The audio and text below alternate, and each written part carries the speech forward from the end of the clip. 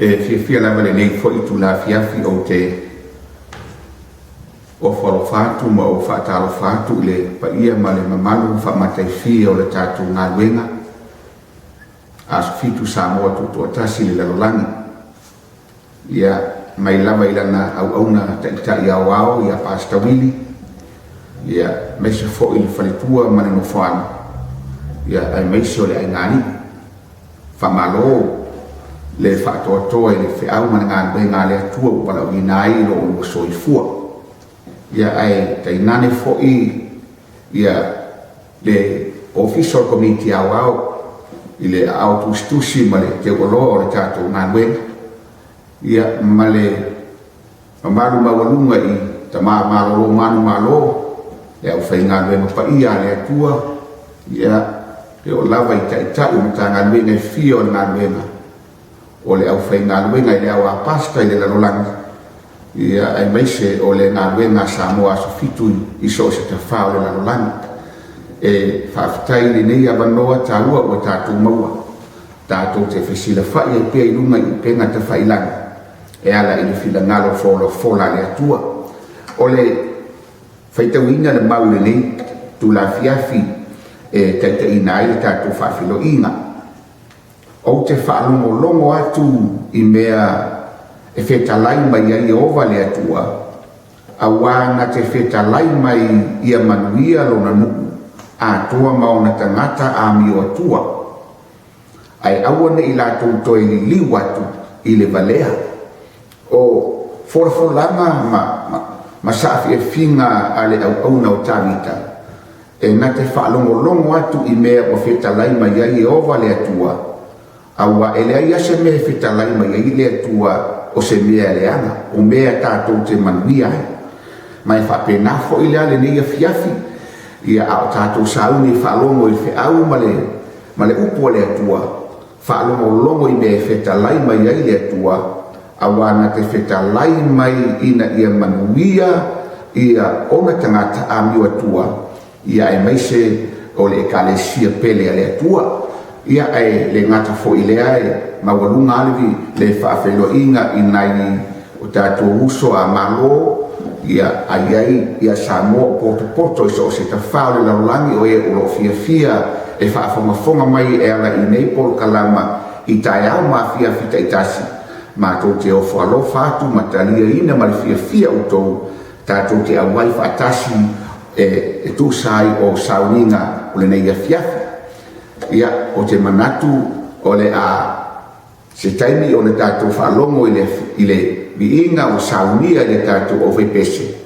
amaeʻa lea ona o saunia lea o le tatou tatalo e taʻitaʻina ai ia le tatou sauniga i lenei po ia faamanuia le atua i lau faafofoga e ala le viiga o le a saunia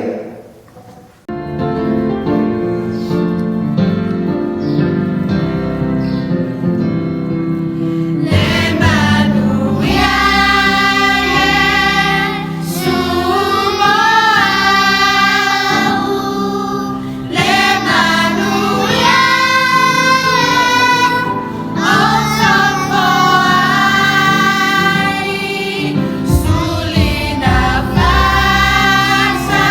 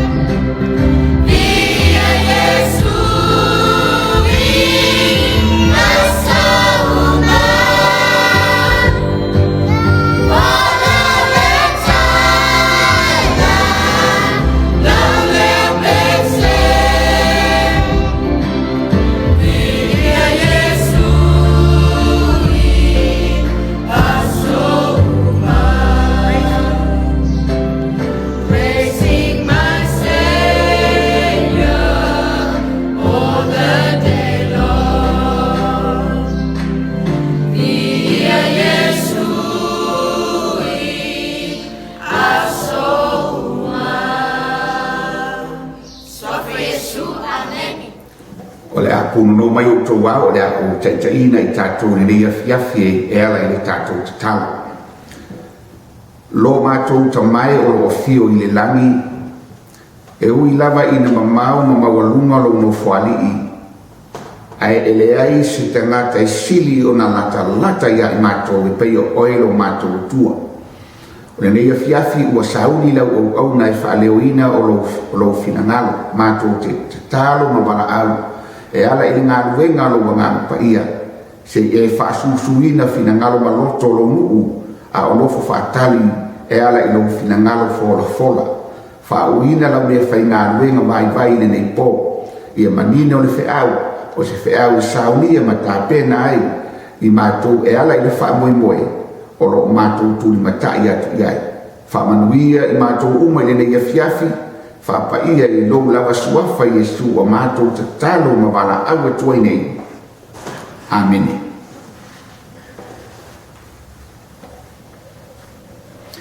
E iei se tusi ua saunia mo i tātou ne neia fiafi. E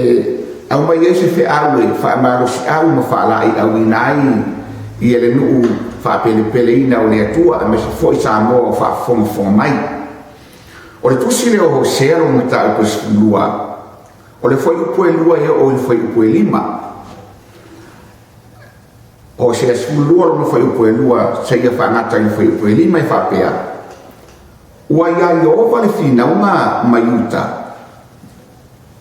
Na te whaasala ia kopo e tusa mana mio.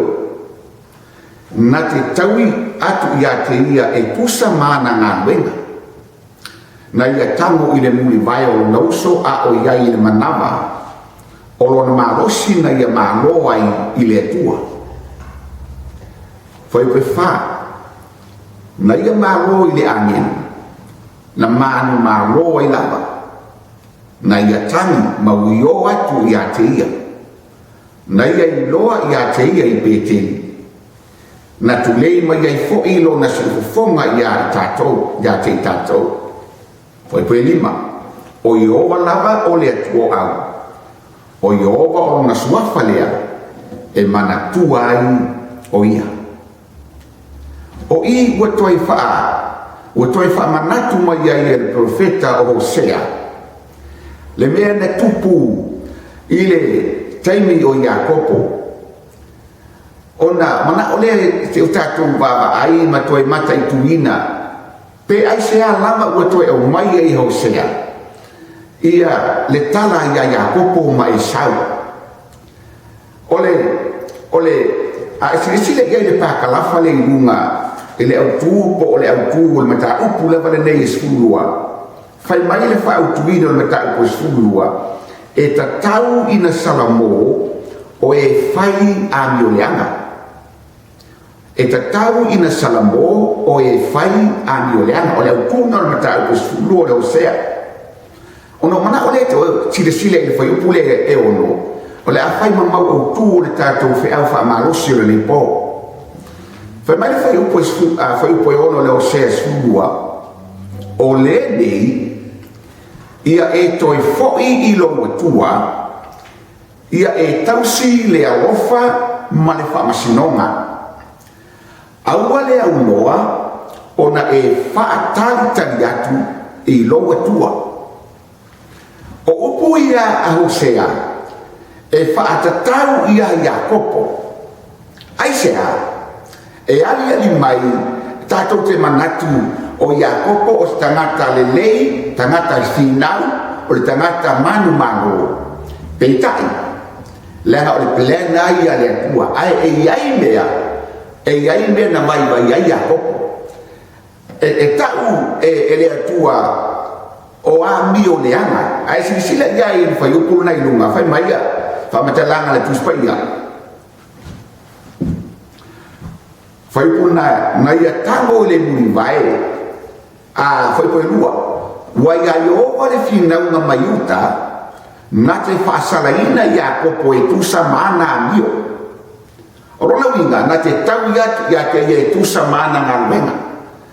ona mana le te tatu va ai le tu le pe o fa tu ina wa ne Iakopo ai fa mai le tu o fe a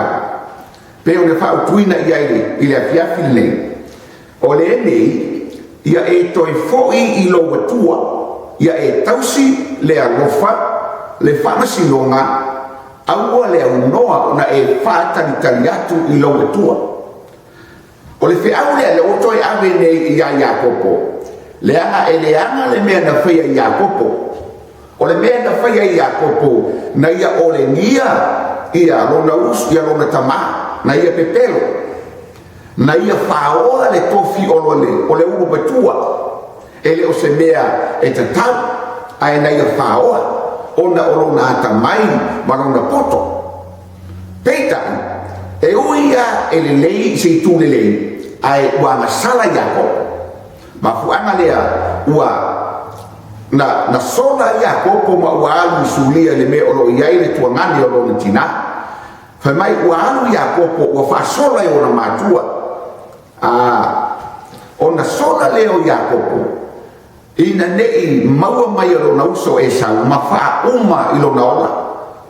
Ele ngata ua ia whao ia le tofi o le umatua. A o le nei foi ua ia toi whaoa whamaniana e pei ona fola e lona tama ia teia. Si sila foi tātou vaenga mua. Ina ua alu Iakopo ua whai mai vaenga mua le whiau e le ma whai ona e toi foi i lona tua pe a whai e te le salmo. E le ma whai ona e toi foi i le tua pe a e le salmo. Si o tātou tuli mataina la ia le malanga Iakopo le na malanga ina ua sola i nuna uso e sa. Whai mai o moe, whai po esfululua le kenese. Mua kenese lua sfuluvaru, whai po esfululua e o sfululima. Ua whai le miti. Whai mai o iwa ai atu i se. Ile apa whai e tū lona iu ile ele, ai o ile lana. Ma iwa ai o angenu, o lae e ae mai fo ifo. Whauta fo'i foi koe sutoru ua tū i e ova i o na lunga ua wheta lai mai. O au o i e ova le atua o Abrahamo lauta ma le atua o Isaako. O le whanua e te ta oto ai o te avatu i a te oe whai ma o whanua po whanua e whai ma lau whana.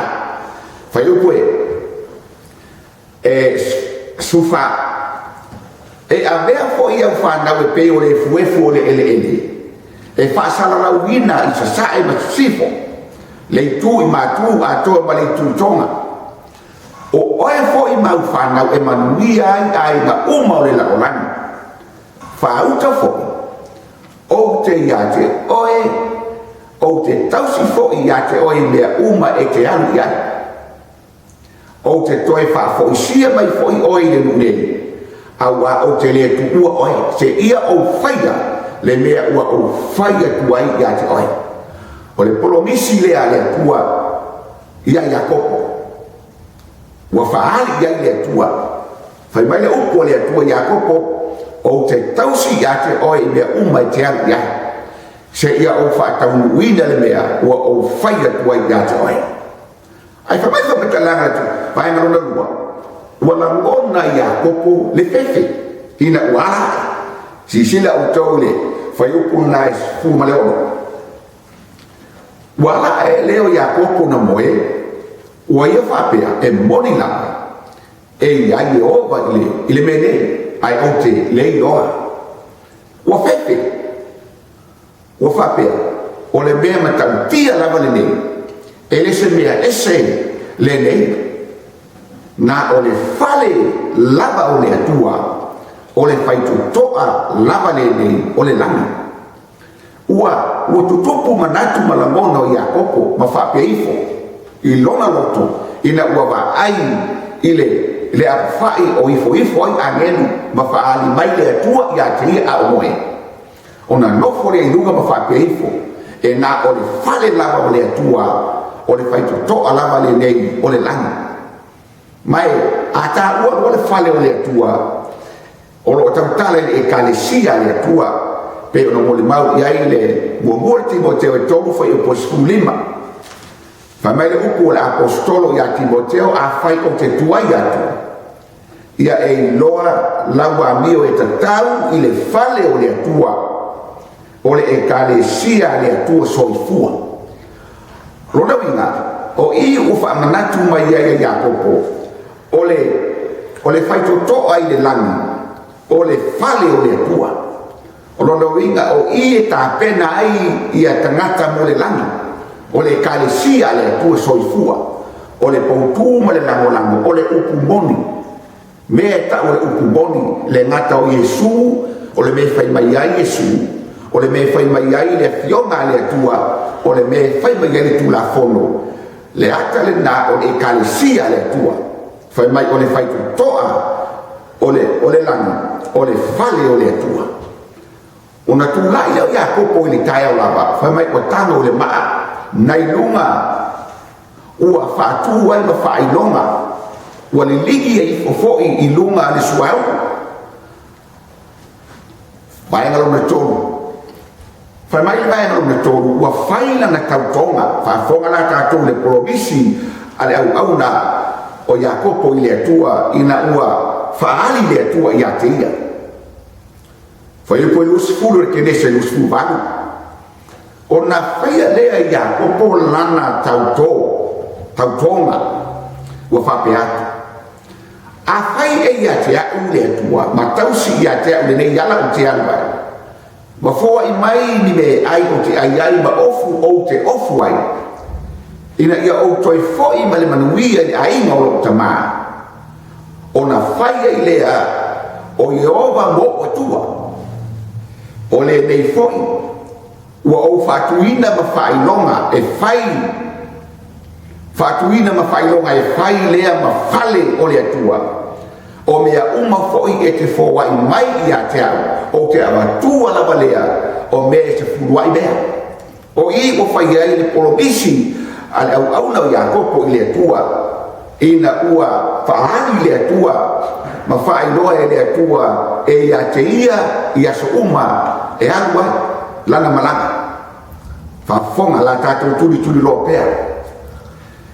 ina ua o Iakopo i le tuangani o lona tina ua nofo ai ua au na ai se ia o ina ua whai a ba o maua ia na mai to lua whai whanau ua whamanuia le atua i a Iakopo e ala i le kamau ainga i lafu oti, i lafu mamoe, i lafu povi a sini o kamela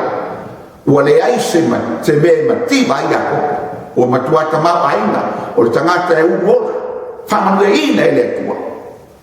peita e ui i ia whamanuianga ua ia maua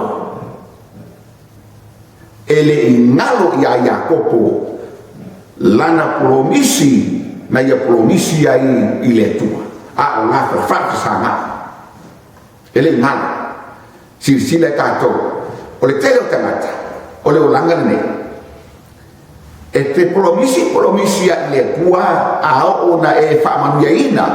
ma si itia e le atua lo tūlanga ua ngalo i a te oe lo atua ua ngalo i a te oe le lua whengai ngau sia ma le atua ai sea ia o le ale mela atua e mana tua ai o le ua umanuia ua ngalo o le tua e mana ia tā rofa a o Iakopo e le ngalo le ka promisi le atua sisila la tātou kulturi loa ke nese tō tasi fo i koe tō ua wheta lai mai fo i Ieova i a Iakopo i nā toi fo i atu ia i nuku o utama ma lo aina o te iai fo i a te oe o au o le atu o peteng o le mea na e ui na ai le maa e whai ma whailonga o le mea na e tautō ai le tautonga i a tea o lene i nā tu la ia i nā e tu ia o le nei nuku ai fo i atu i le nuku o lo ainga o le moni langa e le whai no fie le filifilinga i Iakopo ai sea ua mafau fau le la promisi ma le atua ai ua mamafa fo i a te ia le whaatali mai o lona uso o Esau sa ia ngaleanga ia mai ia faia me leanga I lona uso ele fai mo fie la peita o le o whaalongo ia kopo o toi pala au le atua ia teia whafonga la ua toi foi mai nei ia kopo male fefe I lona uso o toi foi male fefe I lona uso ele fai mo fie ai sea e tasi ale mea o lo whaatali mai ai e sau wha umalo na ola ona o se mea leanga ua ia whaia ia teia ia tau te sile fie o se mea e leo se mele lei peita e ui lava ina ua fefe ia kopo I lona uso ai manatu I le upu o le atua o le mana onga o le atua e toi foi ai se ai toi foi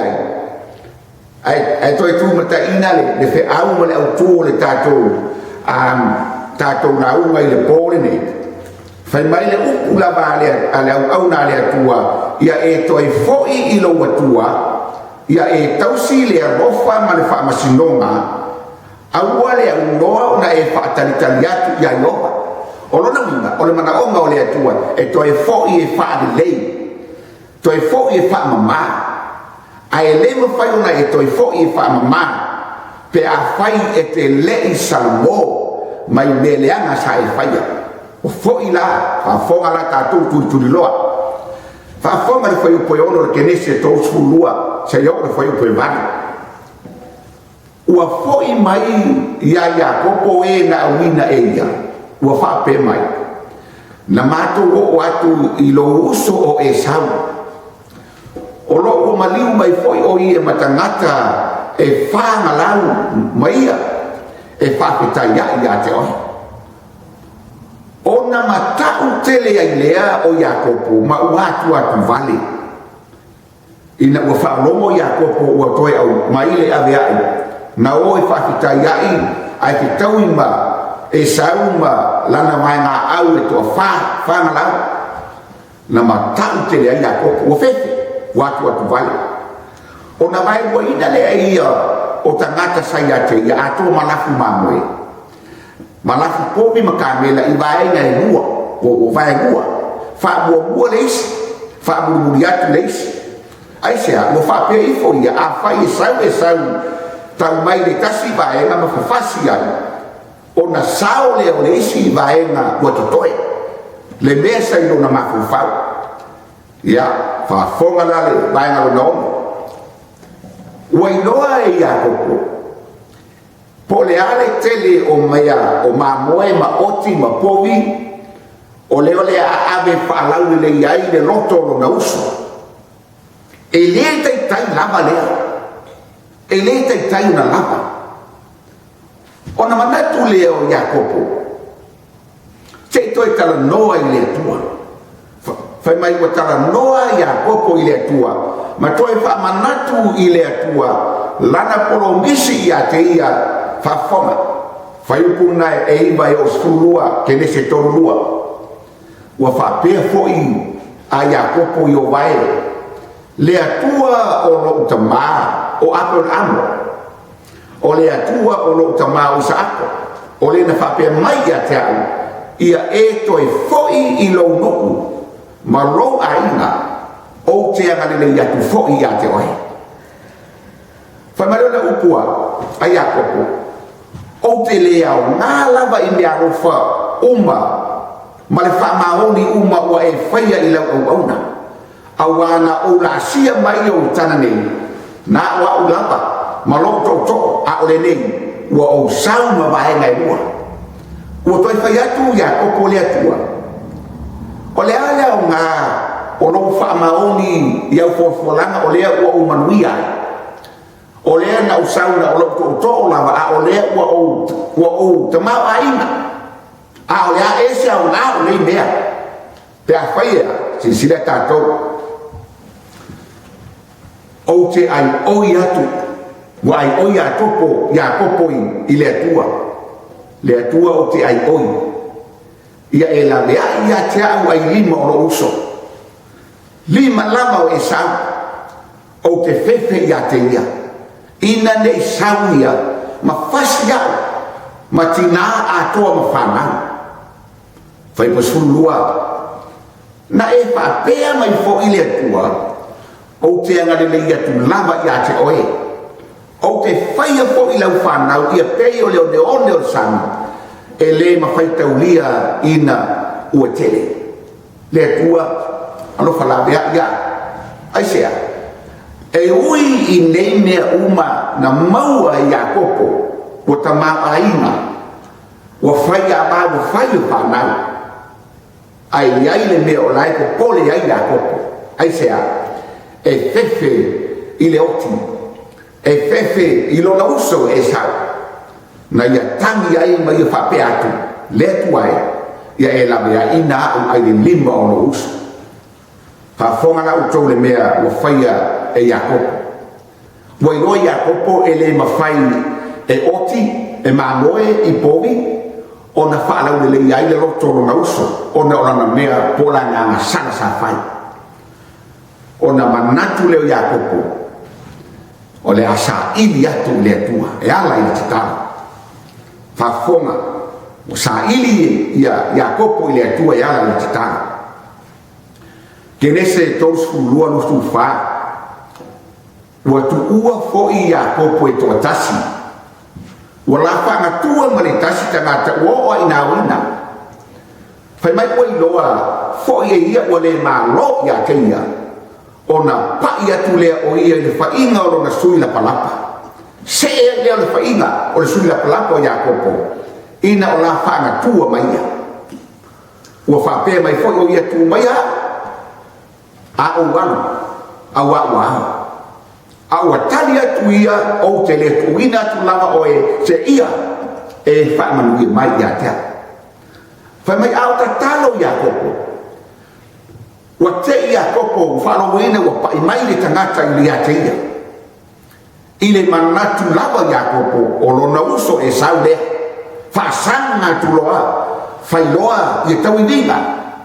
na matua tu iai e Iakopo lona manosi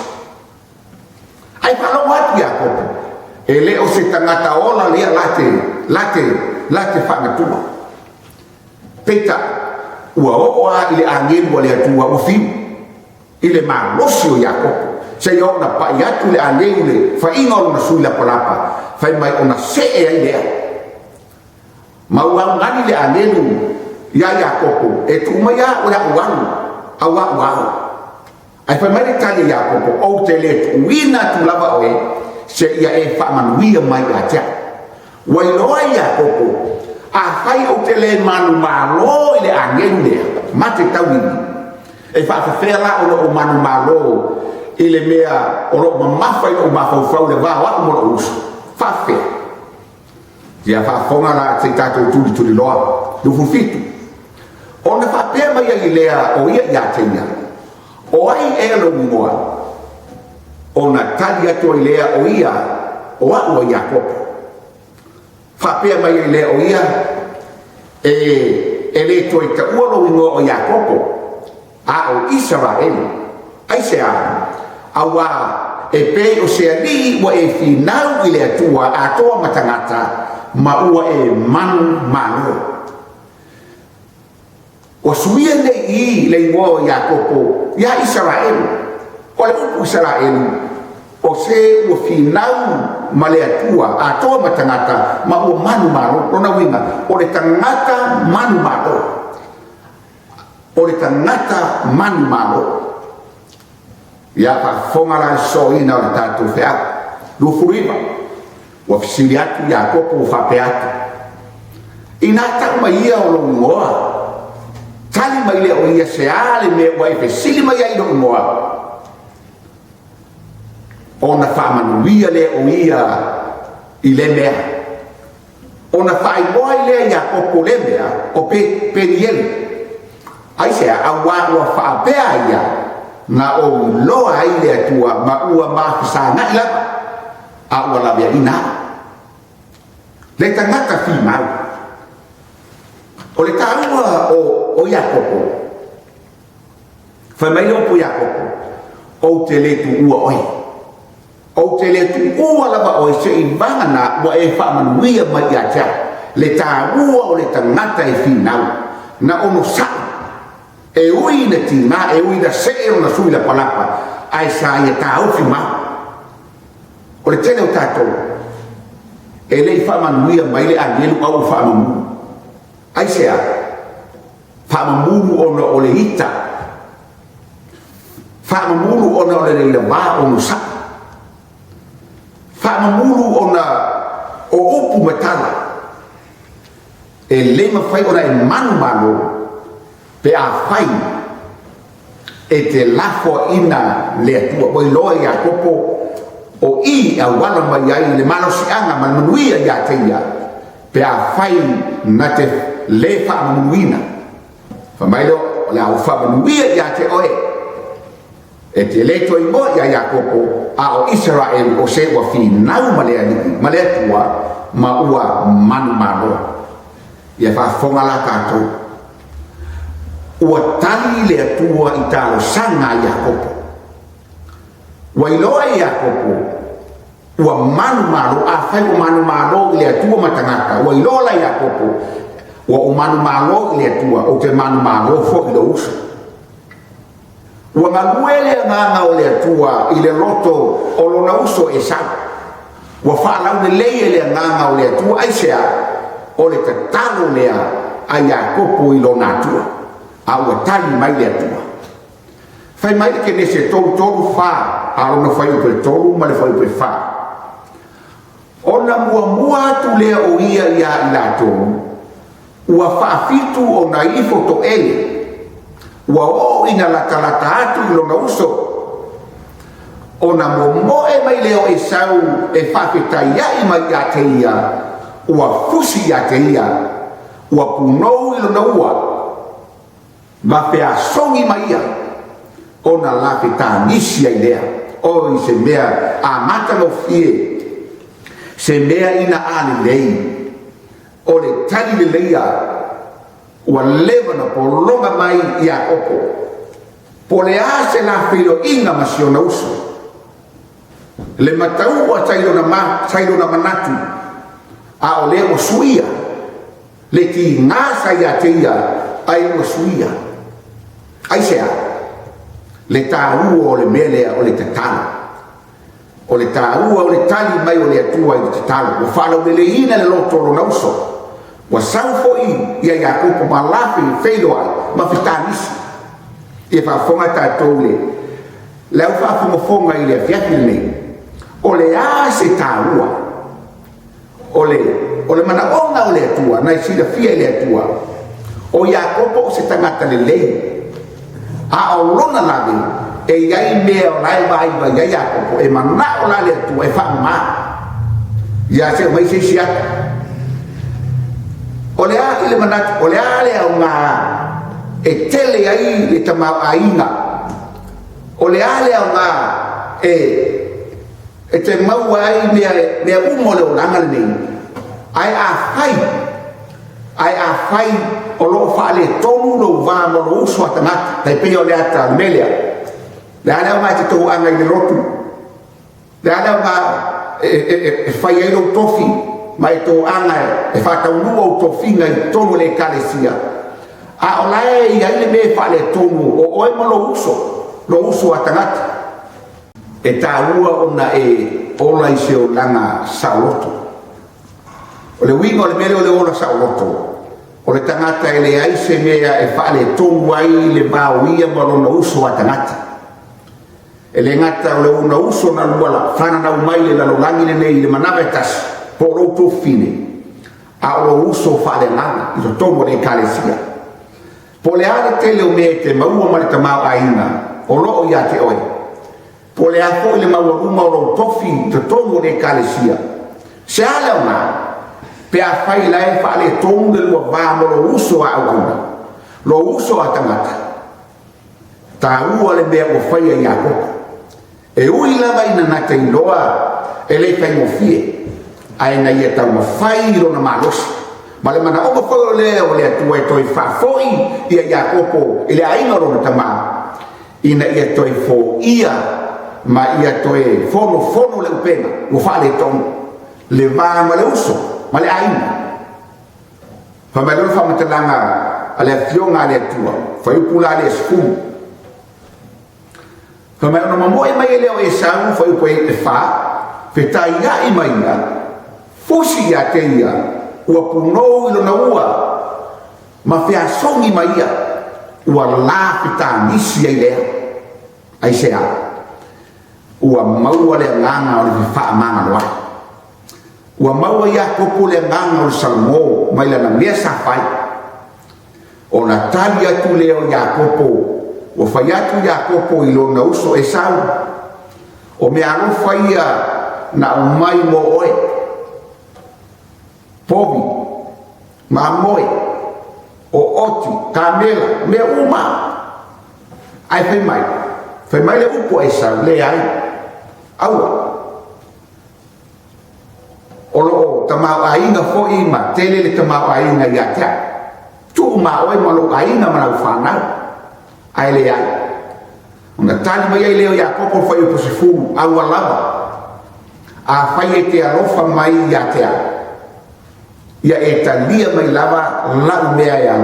alofa aua o lene ua o i loa atu o fofonga e peise i ua o i loa atu fofonga o le atua i le vaaia ia a Iakopo ia Esau se o fofonga o le atua ai sea ua le ai se matau a o iai ua le ai se lotoita a ona fofonga fia ai sea ua iai le galuega le agaga o le atua gagalue ia Esau ua mafai ai ona ia toe talia lelei lona uso fai mai Iakopo ua ou loa atu o fofoga e peiseʻi ua ou i loa atu fofoga o le atua ma ua e finagalo malia mai iā tea o le atalana o le atua e tiupo le alo tatou leaga e alofa lava le atua po le alo tatou le loloto le agasala tatou te o'o iai a e Salamo ma e toi fo'i i le atua e whaamangalo le atua e whaamaoni le atua na te whaamangalo i tatou ai a tatou agasala umalama o te iloa lama whaiu le whiau o le atua le nei po fai mai loa e le autu o le whiau o le nei ia e toi fo'i i lo atua ia e tausi le alofa lona winga Iakopo tautuanga mo oe au mai le alofa e fusi ai tatou ma aua nei ngalo ia te o le whamasinonga le atua le atau tulafono ia e usitai tulafono o le opumoni le nā le atua e mawhai ai ona ia whaasangasanga tonu la tatou folauma ina ia mawhai ona tatou wola i se o langa mama ola i se o langa toi fuata ina toi whai se isi amatanga fō a wā lata mai le li aua le au noa ona e whaataritari atu i longa tua whapewhea o e Samoa au e whaafonga mai ai meso le ekalesia wao le atua le lalolanga o le ale umina e alu ese ai mo longa tua o le afo i le mamao le lua vai mo longa tua fai mai le whiau le fiafi lei ia e toi foi i longa tua ia e tausi le alofa ma le whamasinonga aua le au noa ona e whaataritari atu i longa tua whamanuia le atua i lau whaafonga lau whaia tātou tataro lo mātou tamae o i le langi o le whiau le na e au maia mo i mātou i le ngata i lau e kare siawa ai meise Samoa o whaafonga mai se taimi tāua le nei taimi o mātou iai